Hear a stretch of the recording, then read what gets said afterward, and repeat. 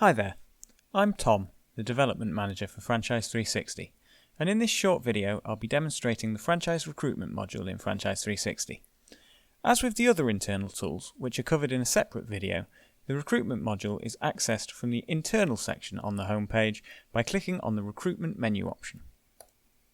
The first thing we see when we enter the Recruitment module is a simple dashboard to give us an overview of the state of all of our franchise prospects at the current moment in time.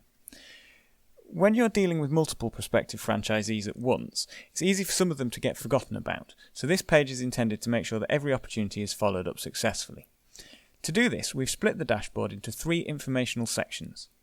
The pipeline section on the left shows the number of open leads you currently have at each stage of the recruitment process. So here you can see I've got one lead that's at send out recruitment pack stage.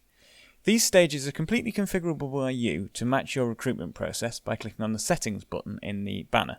And clicking on the stage will show you a list of matching leads. So you can see there that's the one prospect I have at that stage at the moment.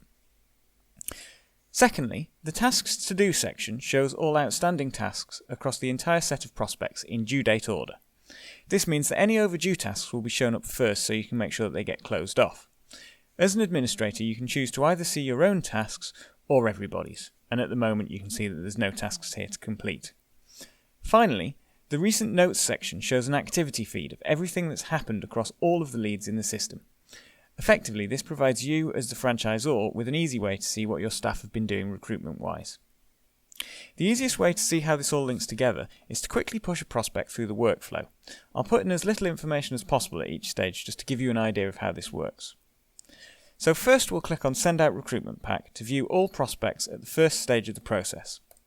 You can see that just pulls up the one record. We'll then click on the name of the prospect to view their details. Here you can see some basic information that we collect for the prospect and also a history of everything that's happened against that prospect. Now, assume we've now sent out the recruitment pack and we want to remember to call them to see what they thought. The first thing we can do is add a note just to say that we've sent out that recruitment pack. So we click on Add Note, just type Sent Recruitment Pack and save that. That just gets added onto the history there so that anybody else looking at this prospect can see what's happened. The next thing we want to do is schedule a task either for ourselves or somebody else to call this guy in a week's time. So we click on Add Task. We choose who it is that we want to do it. In this case, I'll leave it as myself. And we'll say, when do we want to do it? So I'll say next Monday, and it's a follow-up call. Put in the summary, so call to see what they thought of pack, and save that. All the notes show here against the prospect, and you can also see all the tasks outstanding against that prospect in the Tasks tab. However, where this becomes much more useful is if we go back to the dashboard.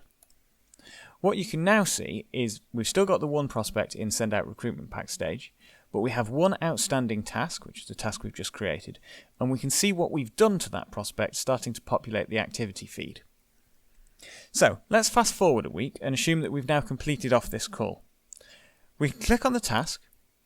That brings up the details, and you'll see it includes the telephone number and the email address in case you do actually need to do something with those.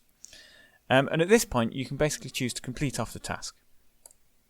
If we do that, we get the option to move the prospect on a stage in the process. So I'll say that we're now going to move on to the initial interview stage, as well as adding in a note as to what happened. So, discussed potential costs and series. If you need to, you can also upload any documents here that they've sent you. So we save that, and the task now disappears off the task list because it's been completed, and instead you'll see that my note gets added into there, who did it and when. Also, you'll notice that the prospect has now moved on to the initial interview stage.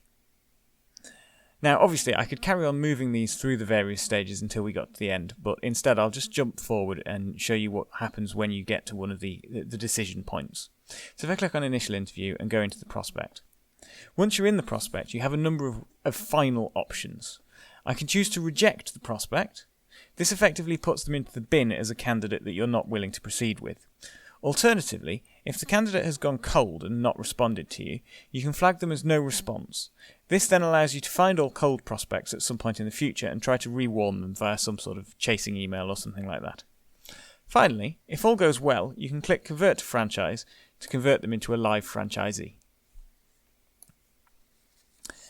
That's really the core of recruitment. There are a number of analysis graphs the system also provides you with, which are just intended to enable you to see how your recruitment effort is working. And you can also import your existing data directly from spreadsheets into Franchise 360 through the Import tab.